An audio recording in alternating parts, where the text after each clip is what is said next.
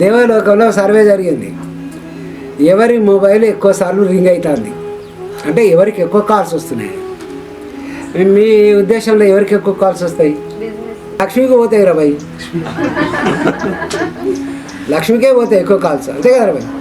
ఎవడన్నా నాలంటే బుద్ధి తక్కువడైతే సరస్వతి కాల్ చెప్తాడు. కానీ సర్వేలో తేలింది ఏంటంటే ఇప్పుడు 100 కోటికి ఒక్కరి ఫోను ఒక్కసారి పోద్దట. ఆడెవడో తెలుసా? యముడు. యముడు ఫోన్ అసలు పోవదు, ఎందుకంటే యముని ఎవరు కోరుకోరు.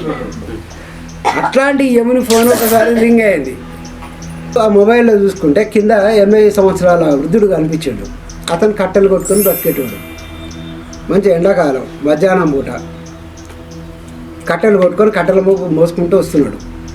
ఆయనకి చాలా బాగా అనిపించింది. ఏంది ఈ బ్రతుకు, 80 ఏళ్ళ వయసులో కూడా ఈ కట్టెలు కొట్టుకోను మోసుకుంటూ ఇది అమ్ముకుంటూ ఈ బతుకుడు ఏంది అని ఆయనకి తీవ్రమైన కోపం వచ్చి ఆ కట్టెల మోపు చెట్టుకు ఆనిచ్చి ఆ చెట్టు మొదట్లో కూర్చొని, ఏమా నీకన్నా నా మీద దయ రావట్లేదా అని చెప్పి ఆడన్నాడు.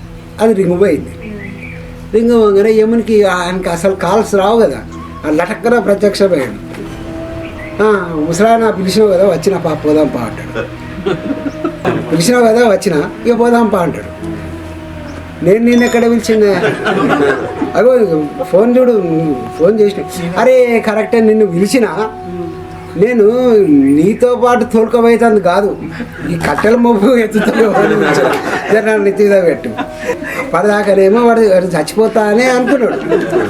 ఇంకా ఎముడు వచ్చేసరికి ఏమంటున్నాడు, వాడు ప్లేట్ మీద ఇస్తున్నాడు, ఈ కట్టెల మొబ్బు నెత్తి మీద పెట్టుకో, నేను పిలిచింది కాదు. కానీ ఇది ఎందుకు ఈ కథ అంటే ఈ జోకు లాంటి కథ ఎందుకు చెప్పుకుంటున్నాం అంటే ప్రతి మనిషి కూడా ఇక చచ్చిపోతా అనేటోడు కూడా ఇంకొక రోజు బతుకుతో బాగుంది ఆశ.